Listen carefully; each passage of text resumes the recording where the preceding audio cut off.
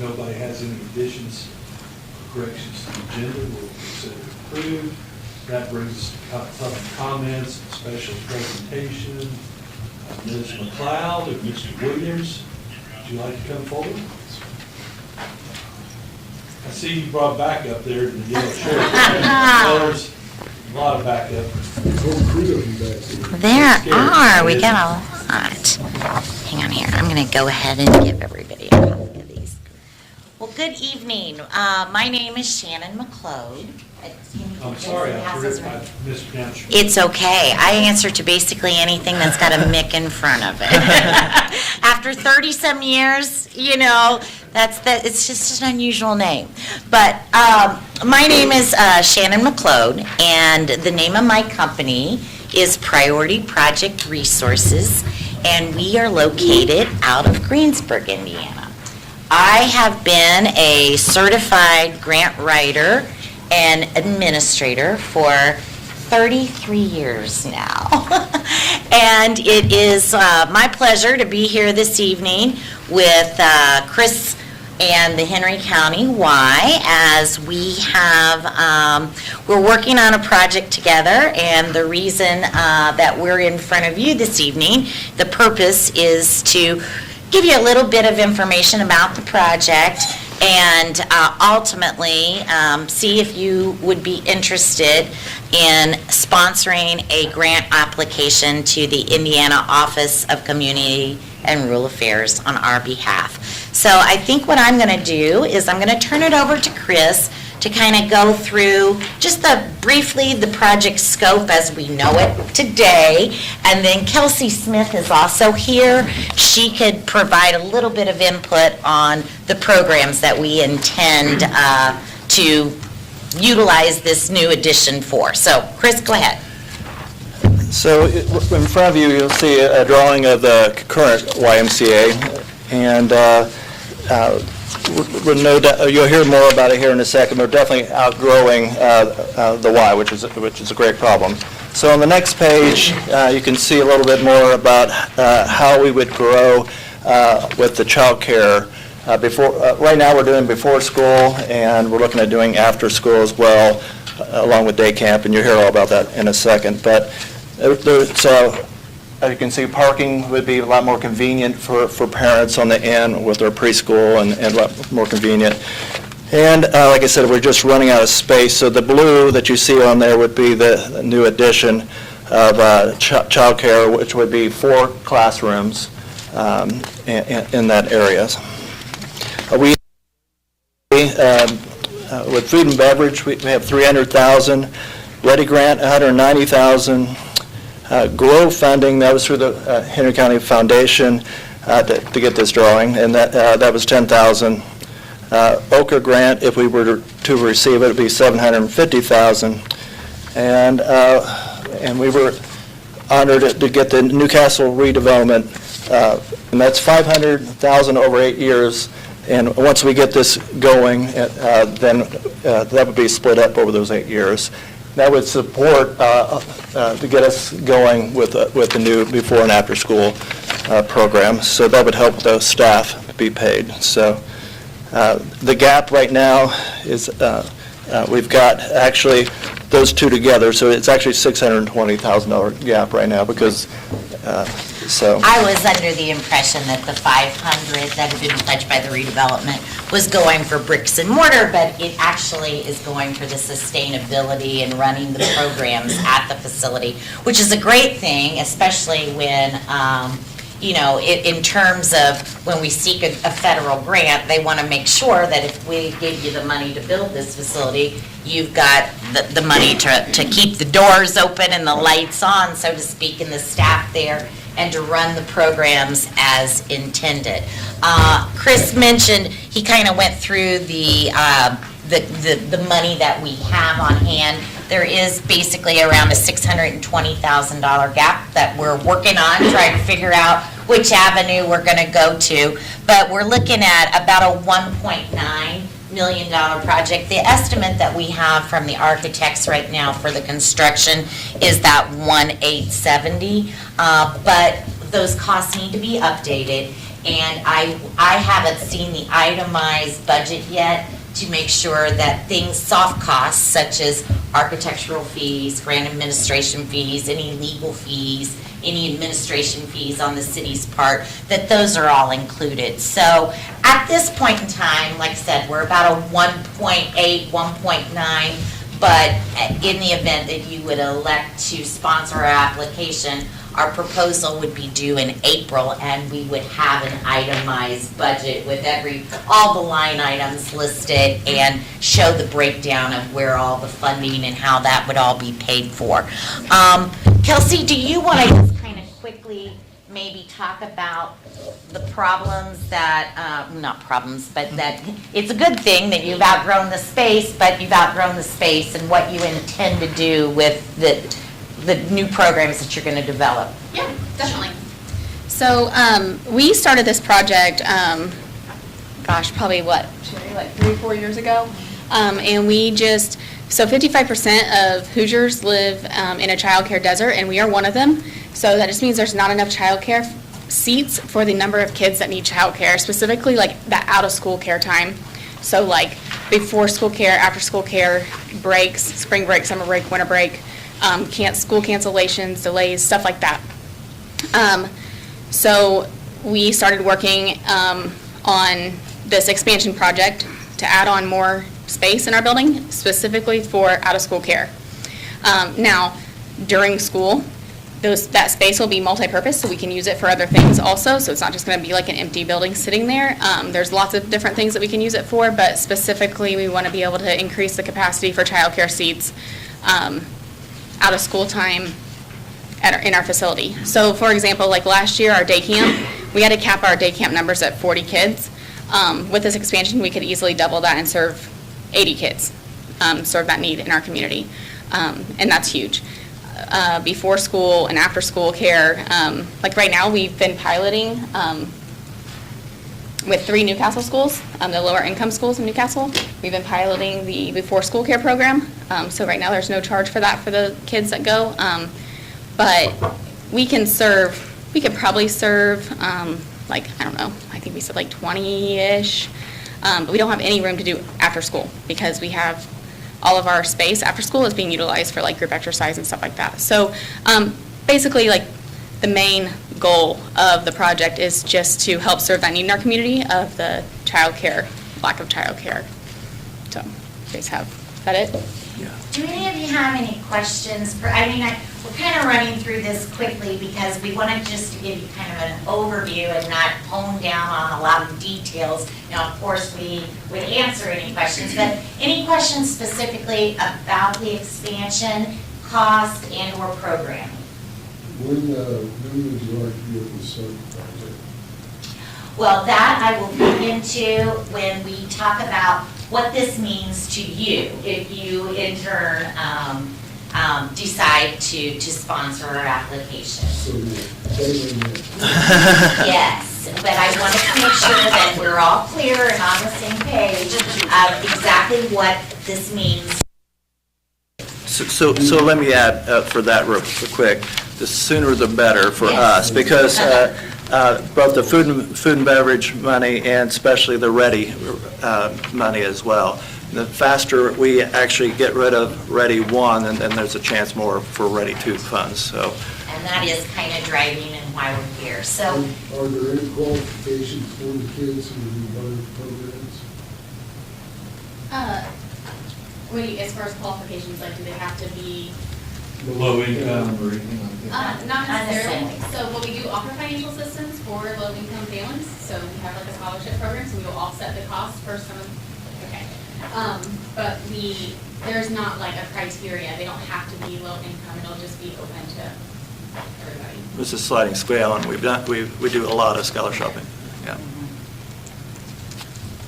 yes. Okay, so when do we need to decide if we're partnering with you? Well, the sooner the better. So let me get into, Because then you'll probably answer all my other Yeah. questions here in just a minute. If not, that's right. So let me take that part of it over. Okay, so if you go to the third page of the presentation, I've tried to kind of highlight bullet point the highlights of this program.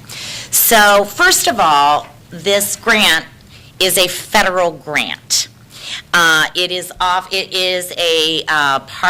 offered through the U.S. Housing and Urban Development. It's called their Community Development Block Grant Program. So HUD gives the state of Indiana about $36 million each year. And the state of Indiana, the agency in which they give this funding to, is called the Indiana Office of Community and Rural Affairs. They go by the acronym of OCRA. Now, OCRA takes this $36 million and they have 2 funding cycles per year. And so cities and towns and county governments can apply for these grant dollars to do a multitude of different types of projects. This type of project would fall under what they refer to as their public facilities program. It is a $750,000 maximum grant award. It is all or none. You either are awarded or you are not. So they're not going to say, oh, well, we'll give you 500. No. If you're not, if they can't do the whole 750, they will tell us the reasons why, and then we would potentially reapply. The deal with the 750 is that the applicant, but in this case would be the subrecipient, would be supplying at least a 10% local match. And as you can tell, we got a $1.9 million project, so we will be far exceeding that 10%, and that will be the responsibility of the Y, not the city, to come up with that local match. All right. The issue is that the Y, unfortunately, cannot apply on its own behalf. Eligible applicants for this program consist of cities, towns, and county governments. Because this is called the Henry County YMCA, we obviously looked at the county as a potential sponsor, because this benefits everyone that resides within Henry County. Unfortunately, Unfortunately, Henry County had already pledged to sponsor a project out at, on the 4-H Fairgrounds. I guess it's the convention center or what have you. So they, You can bypass that. okay, all right. So anyway, unfortunately, an applicant can only apply for 1 grant at a time. So that meant that they'd already promised them that they would move forward with that. And in turn, we needed to, we were going to have to wait in line. But because we have these ready funds and because we have these food and beverage funds, and there's a little bit of a crunch on it to get that money utilized, I reached out to the state and I said, could we still use Henry County as the service area? But because this facility is located in Newcastle proper, and we're partnering with the Newcastle school systems, could Newcastle apply on behalf of the Y? And they said absolutely, that there was enough of a tie-in that made the city an eligible applicant.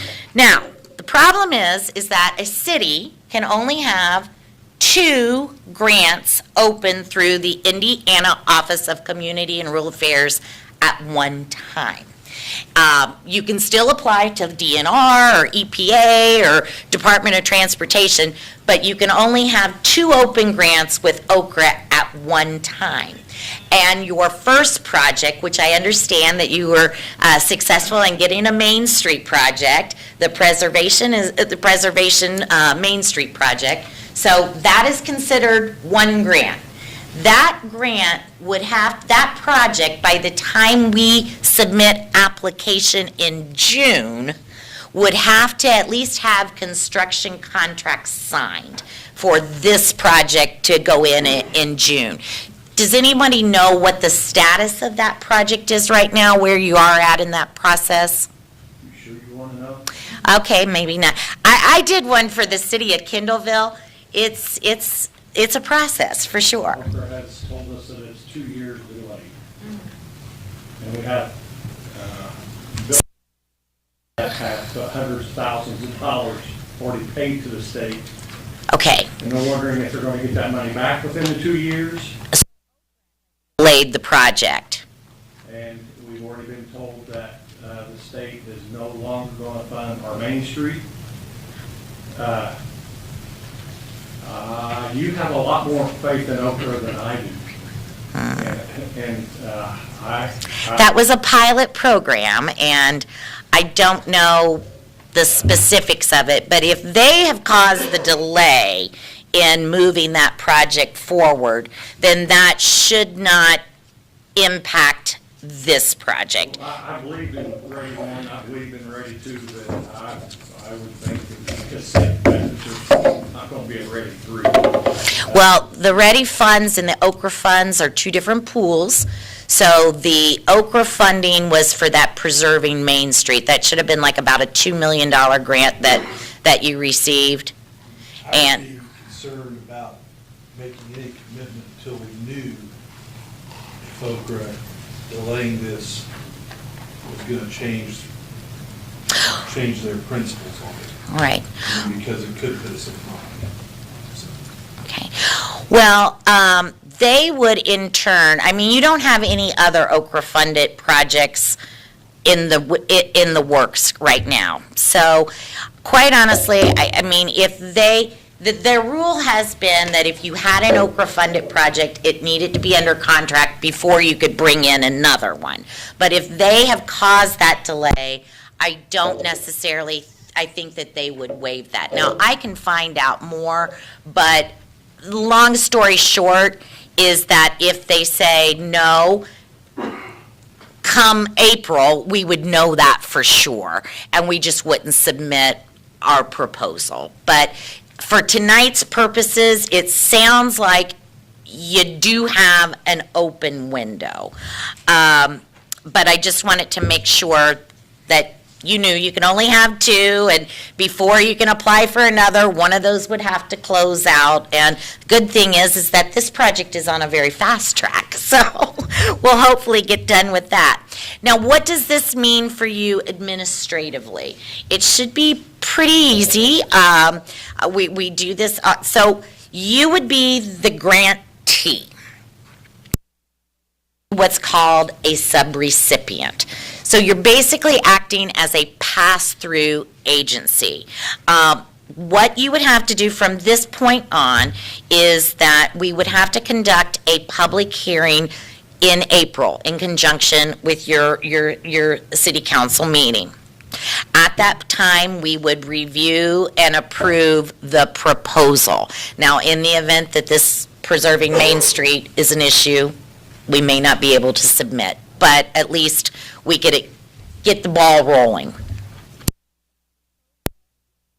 On April 17th. And what a proposal is just a rough draft. Here's kind of where we're thinking, what the costs are. It's our rough draft. That is submitted to Okra. In turn, they will do a site visit, and we would have to have someone, either the mayor or someone from the city council, attend that site visit. That would be at the Y. That should be sometime in May. We then would work together with the attorney to draft a sub-recipient agreement. So the sub-recipient agreement basically spells out the city's responsibilities and the sub-recipient's responsibilities. And I've got a kind of a boilerplate format, and we'd plug in and we'd just go back and forth until we both mutually agreed upon that. We then would have another public hearing where we'd button down, we'd know cost, we'd know exactly where that 620 is coming from. I mean, come application time, we got to have all the i's dotted and the t's crossed. So we'd have a public hearing, and we would review and execute that grant agreement, or that grant application, and then that is due on June 20th. It typically takes about 2 months for the state to review and approve those grants. As I had mentioned before, it's an all or none type of a situation, but assuming that everything looked good, the state in turn would send a grant agreement, which is a contract between the city and the state saying, you've been awarded $750,000, you have to expend it by such and such, here's the different milestones. That would be executed by the city. Simultaneously, we would execute the agreement with the subrecipient, so that you're signing that we're going to accept this 750, but they're signing that we're thankful that you're accepting the 750, but we're going to adhere to X, Y, and Z. So those would be signed sometime probably late August, early September. We would get rolling and start the bidding process on the Y project. And once we, and that's a public bidding process. I mean, it's advertised and all of that good stuff, and you guys don't have to be involved with that. That's something that we would work out in that subrecipient, how much or how little you want it to be involved. And then, once the project was awarded, then contractor gets started, they submit us a bill.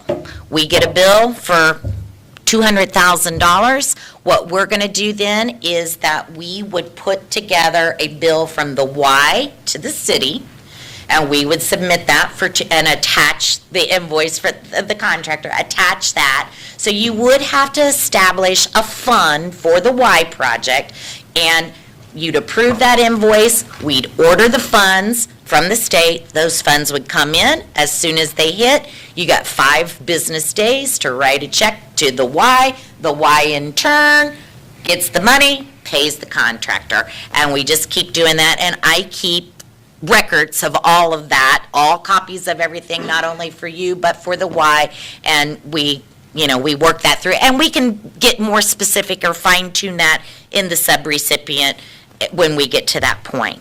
And basically, we do that until we've expended all the funds and the Y project is complete, and then we do an administrative closeout, and I set through the monitorings for you, answer any questions, make sure everybody's got all their files, and we go from there. So that's kind of the process in a nutshell. Do any of you have any questions about that? Joel, we've done something like this in the past, so could you explain what the process is? Well, I think the preserving grant was somewhat similar to this, I mean, conceptually. So that, The Main Street was Yeah. the subrecipient. so I mean, that is closest to So it. could you kind of explain that though, for everyone, what we had to do? Well, you have to authorize the preparing of the grant application, or authorize the application for the grant. Then, once that's approved, then you essentially, the money comes into the city, but then the city essentially distributes to Main Street to ensure that it's paid in accordance with what the grant's going for. Right. Now, That's a like I mentioned, separate, that's on hold, but, that's a separate line item? Yeah, we had to, Klein Peter walked me through all that. Yeah. Sure. Yeah, so I know exactly what you're talking about. We did exactly all that with preserving. Different fund, we have copies of everything, separate folders, And it's all that kind of stuff. exact same thing, Yep. same process. I just wanted, I understand it, but Sure. I wanted to make sure everyone, it's not us paying you. Correct. correct. It's, But we Us are on receiving money to this. pay it, yeah. it's, That's exactly correct. Do you have to have $600,000+ to complete this project before you turn in the app? Yes.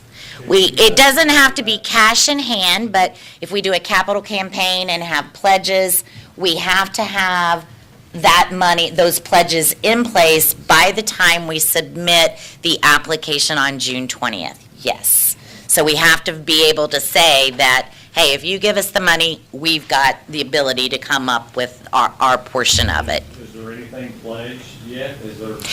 I mean, as Chris had mentioned on that funding, I mean, we've got the 190 on the ready, we got 300 from food and beverage, but the 620, that gap, we haven't yet, but we kind of didn't want to start moving forward until we knew whether or not you all were receptive of applying on our behalf for the 750, because if we only 620 versus 1,100, 1 million in 20,000 is a big difference in how we approach a capital campaign. And Okra will give you, if they decided to grant you the money, Mm-hmm. they would give you a time frame to complete. That is correct. In other words, it wouldn't, like Ready, that money was, I think, pledged 2 years ago. Right. And it's just been 7 years. Right. But I know the ready folks are really wanting to get that money moving. But yes, Okra does, they put in the grant agreement, it will say your grant award date, and you basically have 18 months to complete the project. Now, in the event that we get up to the, 16th month and we know that we aren't going to be quite done in 2 months, we can file for a 6-month extension. We can extend it a year. But the bottom line is I think that once this project is awarded and the contractor's on site, we're looking at probably a 9-month construction timeframe. So we should be able to stay within that 18-month timeframe pretty easily. Okay, providing on the preserving grant, providing those papers get signed, Mm-hmm. and thus that now makes us able to have 2 grants at that point in time, if there was. If the preserving gets all executed, then that's, And then, so if we decided to go with you guys, at what point would we go back to 2? I mean, when would you guys sign the papers then that would allow us to begin process on future? well, in the event that you elect to sponsor our application, we get under construction. And if your preserving project has closed, then you can apply for another grant. If your preserving project is still going, you would have to wait until it's either finished or ours is finished to apply for another grant. So it could potentially be 2 years. a year and a half from now. Yeah.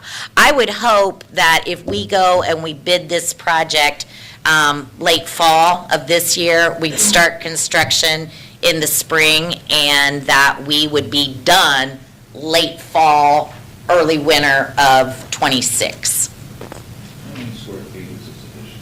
I don't know. It was the 4 classrooms, and I can't remember. Yeah, I don't- I've got it in the big blueprints, but yeah. It's, 6, Yeah, I don't I was know. thinking it was like Yeah, but, yeah. 36,000 sounds, I think the whole edition, I don't know. But we would have, in the end, obviously, if you decide to sponsor us, you'll have full set of, and we, at the April public hearing, I'll give you as much detail that you would want. You probably will have exhibits and everything in there, and I just didn't want to kill you with all the facts tonight. I wanted to keep it just the overview, just to see if you were interested in helping us out. And I did want to say that Sherry and I and Kelsey, we've had different meetings with some of the larger businesses in town, and there's no doubt they're super excited about it would help them a lot with the before school or after school and all that, so. There's no doubt this is needed, and if we can get this done, it'd be great.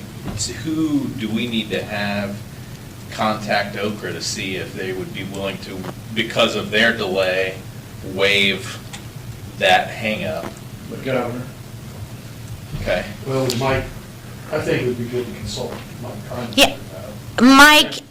Mike could reach out to Okra, and/or I can reach out to Okra, to their executive interim executive director right now.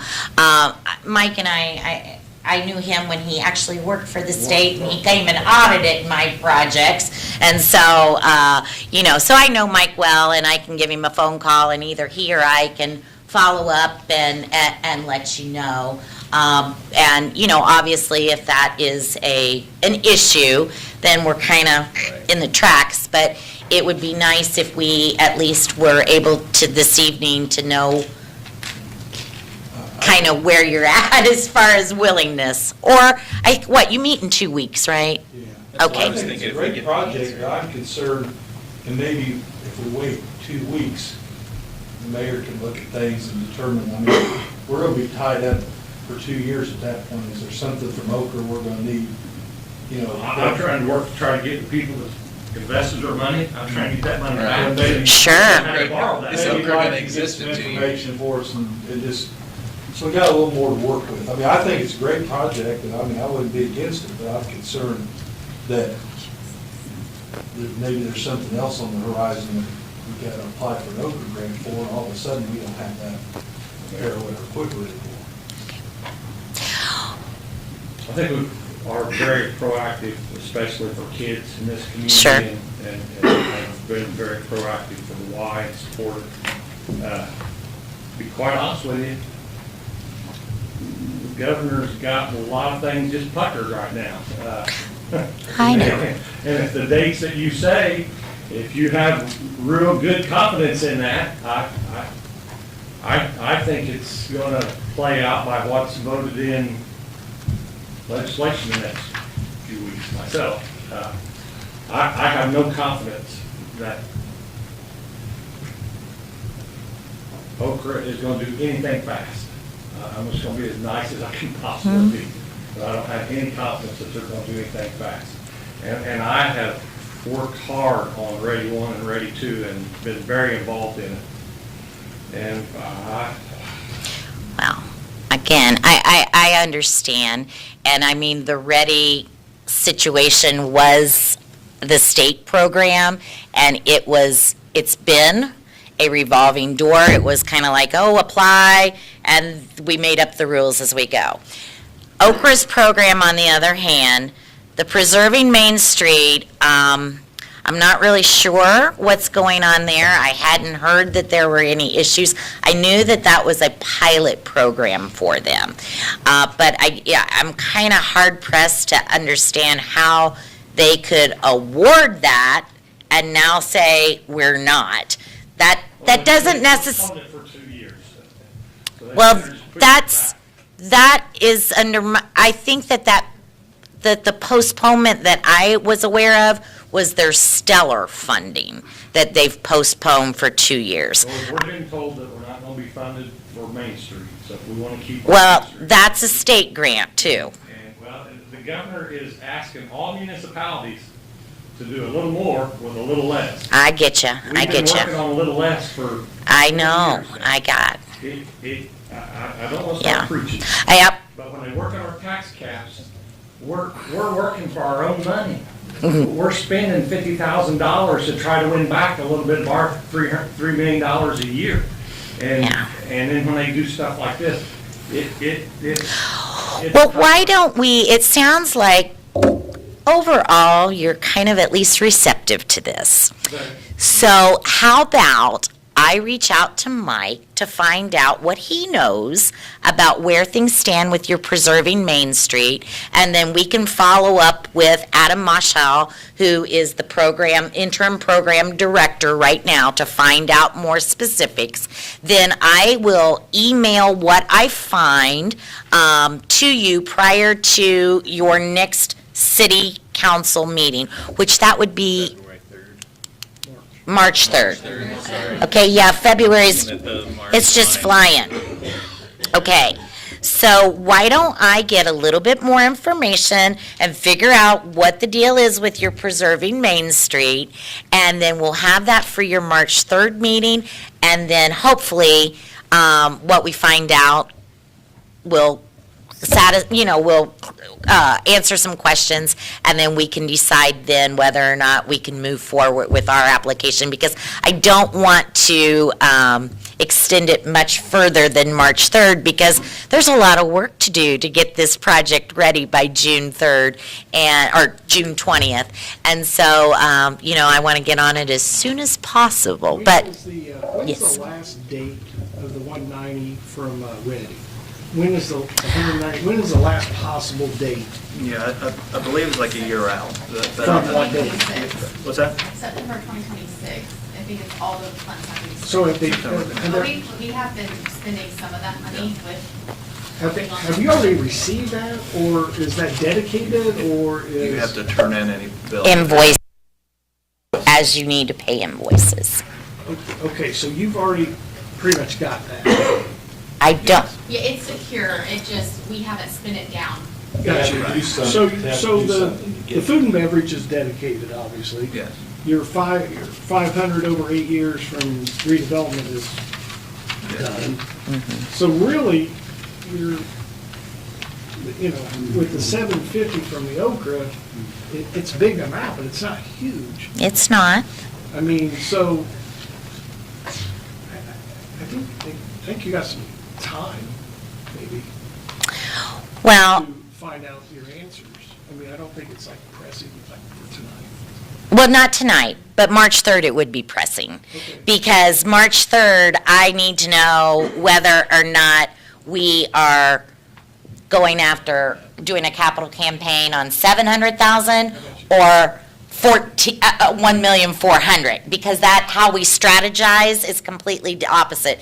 And also, if we are going after the $750,000 grant, you know, that application, I don't know if you saw Mike's, but it's about like this, and there's a lot of work to it, and I don't, you know, I don't like to work on the 11th hour. I like to have it ready so that you can review it, and I can go through and make sure that you all are understanding what we're presenting and that there's nothing hidden. So I do need to know by March 3rd, as well as I only accept so many projects per round, and I've got a couple people in the wing right now that are saying if one drops out, we want you, and that's a little selfish of me to say, but I want to take this project. I think it's a great project. I think this project would get funded, and I definitely do. But I understand your concern about the preserving Main Street, and all I can do is just get the information and have that ready for you on the meeting on the 3rd, and hopefully it's a hurdle that we can overcome, and you can elect to move forward with this project as well. Okay. Use your term sooner or later, Shannon. Getting that information to us. I will get it to you as soon as I can. I don't think anyone said it here. I think all of us has been involved with why one way or another. Yeah. I don't think that's an issue, but we have to be careful putting the city in a bad situation. Kendra, Ashley, you're Kendra, right? Or nope. Okay, she's not here tonight.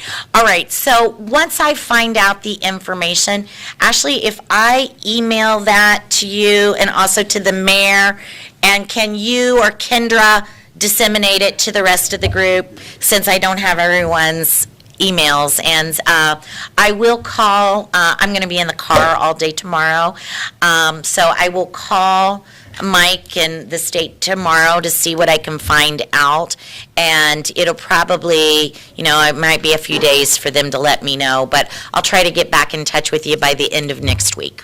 Do you mind Sure. calling Okra and asking them specifically if they feel good about the dates that they've given you, or if they look like they're gonna move those back? I mean, do you feel good about? On for this particular grant, those have been published, they're up on their website, and they have, now that's not to say that they won't postpone, but the bottom line is if they postpone, then they're postponing everything, and so it's kind of a moot point, but I've been doing it for 33 years, doing 2 cycles a year. There's only been once that they've postponed a date. So my experience with Okra has been, I hate to differ because you're in a different program, but it's been great. I mean, they're the one state agency that I've worked with that says what they say is what they do. And this program is probably the most competitive and most utilized in the state by all cities and towns. And so it's kind of their bread and butter. And so they like to keep this program rolling. The Preserving Main Street, that one, like I said, was a pilot. And it had some just built-in snafus. I went through it in the city of Kindleville, and that was, we applied for that grant 4 years ago, and we did, the first phase was planning, so the architectural, and that took 18 months, and then we did the actual buildings, and we are just now finishing those all up. So the planning took 2 years, and then the actual construction took 2 years as well. But it ended up going all fine in the end. But yes, it was a little bit of a challenge, but Mike's a good guy, and he can lead you through that process. And I'll make sure that if you elect to do so, we'll make sure that we lead you through this process and make it as easy as possible on you. Well, again, thank you very much for your time, and we will be back in touch. We'll get you some information before the meeting on the 3rd, and then be back at the meeting on the 3rd. I don't know if I physically will be, but you will, and I can have a cell, because I think I'm already booked that evening for another meeting, but we'll see. I'm going to try to be back, but I can be available by phone if not, so that Chris can answer questions. So again, thank you very much. Thank you. Thank you. Okay, anybody else from the public? And you guys are more than welcome to leave. You won't hurt my feelings. We want you to, you guys stay. Can I stay for a little bit? Yeah, we want you, you're required to stay the whole meeting.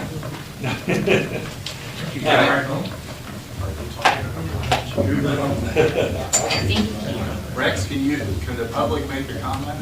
That's where we're coming to right now. Anybody from the public that would like to come forward, make a comment about anything concerning the city, please come forward and state your name.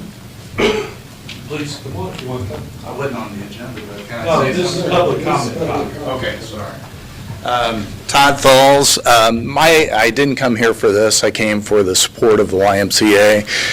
And I was co-chairman of the first drive on the YMCA, and we just went. It's been incredible, and we've served a lot of youth. And Chris did not say how many, somebody asked about cost and the cost of the kids and stuff like that. But what he didn't say is how many kids we sponsor that don't pay a dime. And it's like 600-700 kids that we sponsor every year that does not pay a dime to be at the YMCA, so I'm proud of that. The only thing I want to ask the city council and the mayor to consider is naming a street on the all-time winningest wrestling coach in the state of Indiana, and it's a street that runs parallel to, what's that called, that thing you can't step on, or I'm afraid of ghosts. The Indian burial thing, the mound, yeah.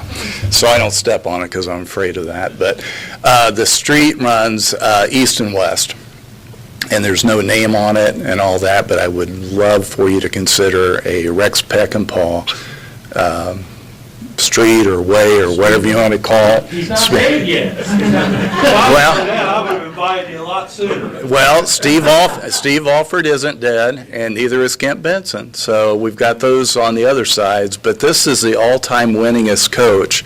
And when I'm out of town, I get asked about where I'm at and where I'm from. And if I'm anybody that's been around wrestling, they'll say, "Do you know Rex Peckinpah?" And You admit it? I do admit it. I do. Well, he saved me a lot when I was a kid, because I was a scrawny little kid and he beat up anybody that picked on me. But no, I just want you to consider it. That's a street that I don't know if it can be named, but Rex has got 1,000 wins. I think it's exactly 1,000. And I think a lot of those happened at that field house. So I just want you to consider it. Thank you. Thank you, Todd. Okay, anybody else in the public would like to come forward with a valid comment? Anyone else? Okay, Mr. Duffy, let's do committee reports. I have no. Mr. Hancock? The only thing I have, and it might be a state, but Parkview and 3 and you go north, there's a large chuck hole there on Parkview, and it looks like some cables are bare or something. I don't know what it is. Is it plastic? It's plastic. Can we throw some, can they drive that a little bit as a state? Can we, can't touch it at all? Well, they design it, and when we fix it, they tell us to take the asphalt. Well, there's a lot of Okay, those are cable, or not cables, but just plastic tubing visible. Well, how far back is it? About five. It's right on the, yards it's from right on the front of the the intersection. property. It's right on the line. It's in the right-hand lane. I don't know what those cables go to, or tubes, unless they do something, but I wouldn't think they go to the lights or anything, I just don't know what they're there. They're bare. First I thought I might agree. That's those lines you're talking about, are actually for the pads that are in the concrete. That's what, signal, the same light, and all that. But they got mad at us last time we shut off all of Indiana Avenue here, pump station. Right. Right here, we could call that, and they had a connection. And send a letter or anything to propose. I haven't talked to him about that since last week. Over in Greenfield. I've been very, tried to be very kind, very nice, and ask them if they know what the worst thing in the world that NDOT does is take care of their ramps that comes on the road through. We literally got in a shoving match over Bundy Avenue. And that was a mess for years, and we paid for it ourselves, and it's theirs all the way back to, You would think that, while doing Road 3, they just make a left turn and take care of that. And I'm sure it's obvious they see it, I don't know why they don't, and all that stuff, they feel like they're doing good, they take care of what's going straight. But they're on and off ramps, they look at Indiana Avenue right now. but, yeah. It's absolutely terrible, That's terrible. Okay, Mr. Walden? No, Rex, I've never seen you get embarrassed before. Well, I just don't do I'm really amazed. You can look at it when you start. Well, I wish I had my phone on me. I wouldn't think. No, I just talked to Lee before the meeting. I really appreciate the street crews getting out on these potholes within the city as quickly as they have been. You know, the weather hasn't been suitable before. It just seems like when I drive to work, go down Spring Street, I might go to holes, come back home, they're already fixed. So Lee, make sure you let your department know that is good. That's all I have. Mr. Dickens? Been having a conversation or two surrounding the possible ordinance for semi-trucks and trailers parking in residential areas. Got a couple more just drivers that I want to talk with, especially in my ward, and just see what the norm is, you know, what people mostly do and expect that do that kind of work. Would encourage you guys all to do the same. Talk with Mr. Harvey kind of about where that's at. That's developing, and kind of in conjunction with that came out of the same conversation. I didn't know if, I mean, I know we have a noise ordinance. I know there's a decibel level in that noise ordinance. And like, you know, a lot of our other ordinances, I don't know if it needs updated. I'm sure the volume is kind of all over the graph, depending on what community you ask, but that's kind of something else that I want to look around and see what's fairly standard, and see if that needs updating. The only other thing is I wanted to mention, got an email, maybe you guys all did too, from Jefferson Shreve's office, a call for requests for funding year 26, community funding projects. And I really appreciate that this is to more wisely appropriate the taxpayer dollar. And I don't know, is that something our grant administrator for the city is looking at? Okay. I think this is something that, I don't know what the project would be, but it's taxpayer money that should come back to our community, and we need to apply for something. So, that's all I have. Mr. Coach? Just a thanks to whoever paved the railroad, the High Avenue.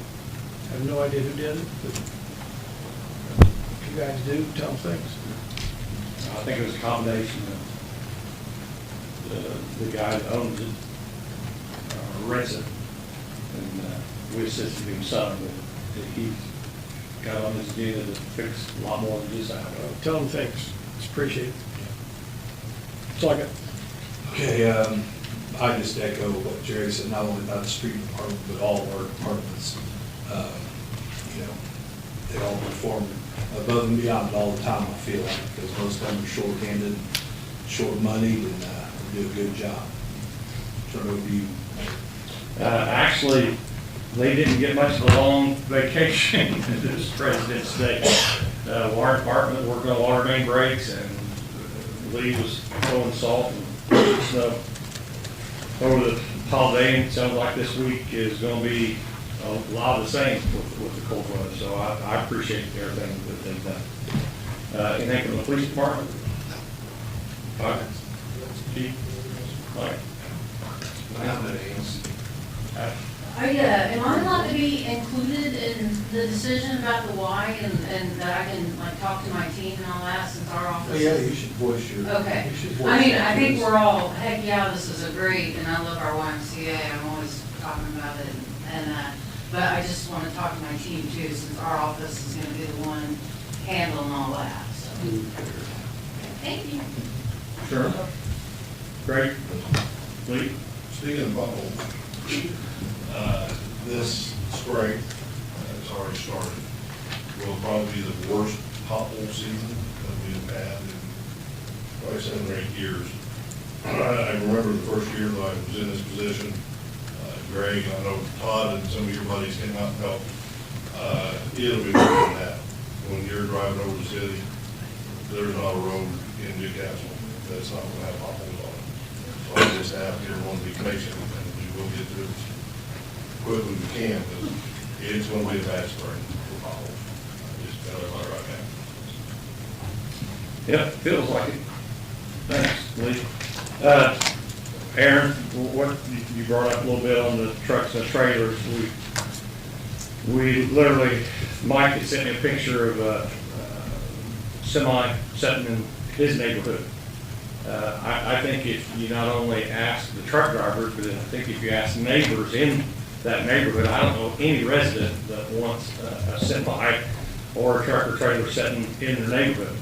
And we've got a couple decisions coming up, or not decisions, but a couple of things we have to address about a weekend trailer that they want to put on a lot and run a water hose to it and run an extension cord from the garage to it, and you know, it's safety hazards, and we can't let that happen. But I do want to bring that ahead and have input from everybody on the semis and trailers, large trucks and trailers. There's one semi truck that sits on Q Avenue all the time. And I don't know what street it was, Mike, was it 22nd or 23rd on Plum, that,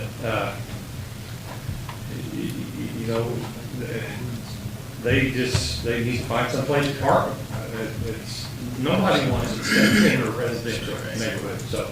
Well, that's why I want to have more conversation with people that do drive, because, you know, talking with Joel, I always I'm not hesitant, but I think it's a sensitive issue when you start talking about, you know, telling people what to do with their own property. But I think when you tie it to zoning, I think it absolutely makes sense. So that's, yeah, where. Some of the tree trimmers that come to town have multiple large trucks. They have to rent a spot. Yeah. From the old moose or. Right. That's off the road a little bit and can be seen as much. So they choose to be in that profession, and that's another part of that profession, where they go park it when they when they're at home. So I would like for us to have more discussion on that. Yeah. And I guess to just weigh in procedurally, if you wanted to prohibit the parking of semis or tractor trailers, I guess, on private property, it would have to be enacted as a zoning ordinance. That's a little different process than it would be if you just came up on a broad prohibition on parking on city streets. It would say zoning ordinance would prohibit the parking outside in someone's driveway in a residential zone property, then that would have to get referred to the planning commission for a hearing and then recommendation to the council. Whereas if you wanted to adopt an ordinance that just says you can't park the semi on these streets, X number of streets, then you can just pass that at a regular meeting without any kind of planning commission.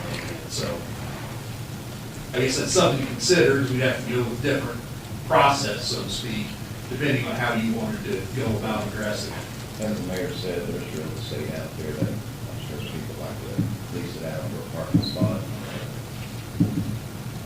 And I haven't found anyone that has invited, a neighbor that has invited a semi that's set 2 doors down. I haven't seen that person. Summer, I think it was summer before last, now Matt went over and warned and ticketed. There was a guy, he was pulling a semi up in that little, I call it cul-de-sac or dead end there at Kenner Court. He was pulling the semi up there, getting out, going to his car, they parked in Manpower, and driving off somewhere. And then coming back 2 or 3 days later to get the semi. And he took care of that. We just can't do that. So to Joel's point, if I understood that and followed that, and I probably didn't, the ordinance that we would pass would be more specific, where the zoning ordinance would be more broad and encompassing. Well, yes and no. I mean, if you wanted to regulate, I guess, think of it this way, if regulating the streets, the council can act alone. So if you just want to say, here's what you can park on the streets. But if here's driveways what are the issue, that's not going to solve the problem. Yeah, exactly. Yeah. If you wanted to regulate what people are doing on private property, then that's got to be a zoning ordinance. Thank you, that's, very good to know. Mr. Hill, did we address that, is that addressed in the? I was trying to remember if we It did or seems to not. me like there's some. I had thought years ago that they passed an ordinance on trailers and RVs and semis. We need to look at the UDO and see what that says, because there's language in there about RVs and all I those know it things. specifically prohibits an RV as a permanent dwelling anywhere. We have a situation that I get a phone call every week. It has to have in the UDO, it has to have a HUD tag, like a modular or Sure, manufactured. yeah. Or a camper, Yeah. an RV to be parked. Yeah. We have a noise ordinance, and this particular semi has a microwave and refrigerator in his cab. The semi is not there, it's just the truck. But he leaves a generator running, so it will keep his refrigerator and, electric charged up. We have a noise ordinance at 10 o'clock, but they don't abide by that. My feeling is if we just say there is no semi, large truck and trailer parking in R1, R2, in residential housing districts, it just, that, no ifs, ands, or buts. It takes care of all that. We'll write it up. Well, if we're doing it that way, it's got to go through the, Yeah. I mean, Yeah, yeah, yeah, why yeah, not? yeah. Just, No. might as well do it now. Okay, that's all I have. Okay, now we'll move on to business. Our first resolution is 021-82025-1, authorizing expenditure revenue allocated to the city's Riverboat Fund. That's for the Renaissance Festival, that was $2,000. I move we pass that resolution. second. Moved and seconded, any discussion? Hearing none, roll call vote. Mike Duffy. Aye. Jeff Hancock. Aye. Jerry Worthing. Mayor Diggins. Aye. Mark Boger. Aye. Rex Speckinpall. Aye. Our next resolution is 021-82025-2, a joint resolution between the Henry County Commissioners and Henry County Council and the City of Newcastle opposing legislation that will have devastating impacts on local units within the state of Indiana.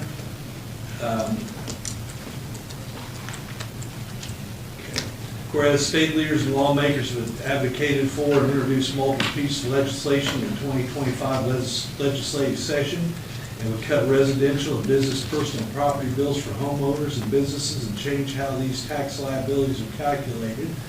Whereas homeowners deserve affordable tax bills as well as adequate public services.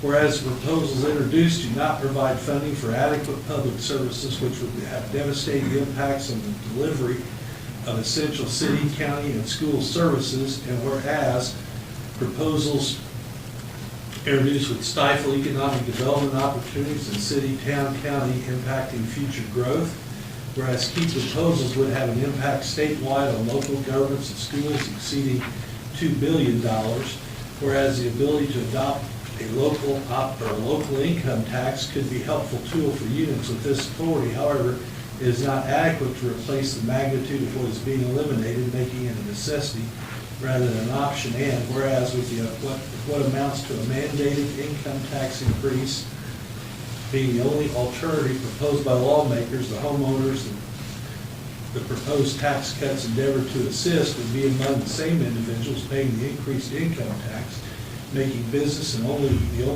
recipient of the tax cuts, whereas those individuals who do not own their own home would see a tax increase, whereas if the proposed measures are adopted across Henry County, units will be forced to make significant cuts to safety, educational, and other essential services, and whereas although corporations would receive tax cuts, the relief would be short-lived when Indiana is unable to attract and retain an adequate and thriving workforce, and whereas if the eliminations are to take place, school districts across Henry County would be forced to make dramatic cuts to support transportation, bus replacement, school building maintenance, and technology upgrades, and whereas the impact to Henry County, Newcastle, and Newcastle schools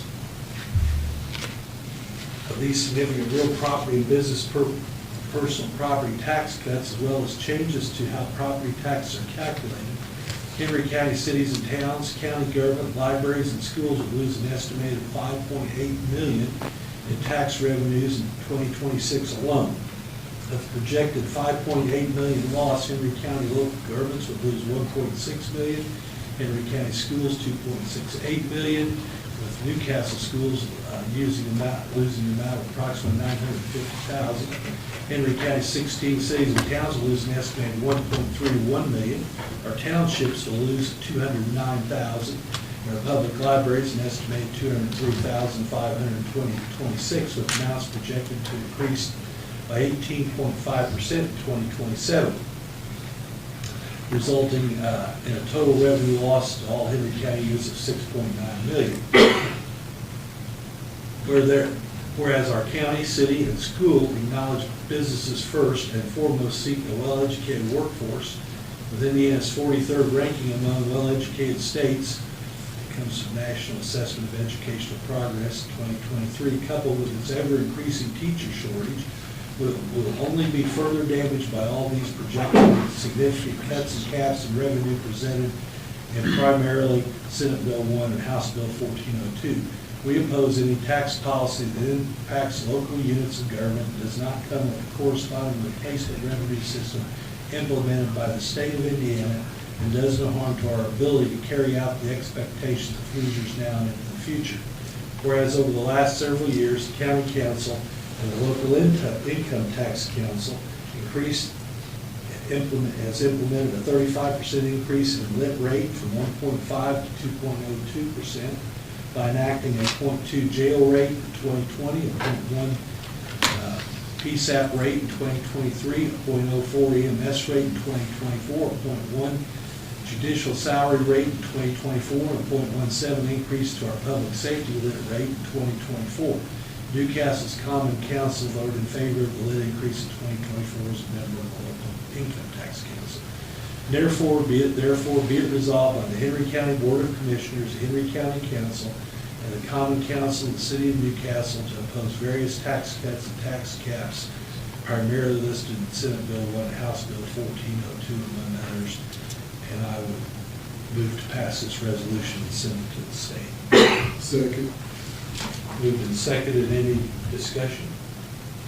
No, I'm sure everybody on this council has, hopefully, has got a hold of some guys. And it'd be great if every citizen of Newcastle or Henry County would get a hold of these guys. And I know I've said it time and time before, and sometimes I get crickets, and it makes me mad. But I continue to push at these guys because, you gotta have a voice, so if you've not contacted them, you need to contact them. That's all I got to say. Okay. Anything else? I really, Mike, I really don't think the regular citizen understands what all this means. They don't. My conversation. They don't. I've had a conversation. And, and I just try to put it simply, we want you to lower taxes so they don't pat themselves on the back like they did in Indianapolis. Put that burden down upon us. I said that at the last meeting. I think it's really that simple. Because if we don't, what are we going to get rid of, man? Well, we'd have to have massive layoffs, we would have to probably cut a couple of departments and privatize a few things. Yeah, and that's I've already got just not priorities. Newcastle, that's No, not no, just Mayor York. Because as I No. said at the Eastern Indiana Planning Commission, I heard it from everyone. Well, I told the mayor before the meeting, I said, when you hear, you know it's bad when you hear Carmel and Fishers and Noblesville saying this is gonna cripple them too, you know it's bad then. And it's not just next year, it goes down. It goes on years. forever. Yeah. It's just hard to explain that to everyone so that they understand. We'll just have every citizen that gets their tax cuts by $200 or $300 every 6 months, we'll just have them donated to the city. Good luck with that. Okay. The only exception of Brexit, if you take a 75, 80-year-old person that has worked their whole life and they are paying property tax on the house that they've lived in, to me, they deserve a tax break, or, why raise their taxes high if they can't afford what they've worked their whole life for? There should be an age bracket, but for everybody, it could cripple us in an ugly way. I'm like you, I totally understand that. I'd put a check mark by that in a heartbeat. I mean, that would make sense. Well, with all the tax caps and all the times they've cut taxes over in Indianapolis, the amount of money coming out of a person's pocket now is no less than it was, it's probably more than it was back before that. But they, like you say, Jerry, they can stand up there and they can campaign on the idea that we've cut taxes and we've cut a lot. Figure that out. Yeah. It costs us about $3 million a year. It goes straight to the state. Costs the county probably closer to $5 million a year that goes straight to the state. If they would just relieve the tax caps for a year or every other year for a little while, it would be financially great. But I'm done. But the tax cap and then the lower the property tax, you can't do both, and that's survive. Can't do both, and that's what we're Well, you trying. can talk right now, but in all honesty, don't call your representative, call your senator, because this is in the Senate. And when you talk to a representative, they will tell you, I haven't even looked at a bill yet. It hasn't been sent to me yet. And that's their job. So if you're gonna attack somebody, attack the senator. Don't attack the House of Representatives, the State House. I mean, because it hasn't been sent to them yet. And most of them, not all of them, but most of them are willing to negotiate this bill if it gets to them. So- And I would say, call your senator, since our sitting senator told me he doesn't read every email that he Yes. gets, so calling would be, Put his number up. Don't text him. I'll send you a number. He'll cricket your text. I'm not at that level, but Yeah, we're not as close to it. Yeah, that's right. I'll give you his number. Okay. But Mark is right. I mean, You are right. and that's only because I've spoken with 3 of them. and- Yes, same and here. I respect their opinions because they're in session right now and they have a lot on their plate. So, Yes. Okay, let's do a vote. All right. Mike Duffy. Aye. Jeff Hancock. Jared Walter. Like, Aaron Dickens. Aye. Mark Hoker. I, Rex Speckenball. Aye. Okay, that moves us on to ordinances. We've got ordinance 3947. This is the ordinance authorizing trash collection outside of the city limits. It's only gives us the ability to do that. It doesn't mean that's what we're going to do. Okay, so And it doesn't mean that it's the $4 rate, either, right? It means it's just move forward. There's not, we probably, by third reading, we need to come up with a rate. We want a higher rate before. it's whatever you guys want. It's fine. I'd say next meeting, when we get the third reading, we need. I voiced my opinion. I'm good with it. So I'll move we pass that. Is there a second? I'll second. Okay, then moved and seconded. Is this the second read? This is second reading. And so we need to be thinking next meeting to have a discussion on what that number really needs to be in here. I'll get some numbers together. Okay. See what that's. Do you have an idea how many residents are going? 220? 220? Well, potentially, we can't make them all. Right, Yeah, yeah. this isn't, I think there's been some confusion. This is not forcing anybody who lives in the White State area or. Right. Gives them an option. It just gives them a chance. And we've had a lot of good calls, people asking. We've even had calls on the other side of town. People asking if we pick up, part of Hillsborough Road between Brown Road and Washington Street. There's a lot of rentals there, and one particular landlord has called me and said he would like for us to pick up all the rentals that face Hillsborough Road between that section. So, you know, potentially you could have maybe, if you got everybody, close to 300 people. But you're not gonna get everybody. I mean, that would be silly to think that you would. This gives us the opportunity to proceed with figuring out Yes. if it's going to work. Okay, so we got a motion, we got a second, let's do a roll call vote. Okay, Mike Duffy. Aye. Jeff Hancock. Jerry Wolf. Aaron Dickens. Aye. Okay, Mark Over. Aye. Rex Steckenball. Aye. And that brings us to ordinance 3939, that's the amendment to the 2025 EMS salary. Everybody got the actual verbiage in the thing, with just a couple of changes. I move we pass 3939 on second reading. Second. Moved and seconded, any discussion? Okay, hearing none, roll call vote. Mike Duffy. Aye. Jeff Hancock. Jerry Wolf. Aye. Aaron Dickens. Aye. Mark Over. Aye. Rex Steckenball. Aye. And that concludes our business for tonight. Do you have anything else, Your Honor? Good, we'll consider adjourned. Aaron, you need work on the desk and on the road. For the room, yeah. I've had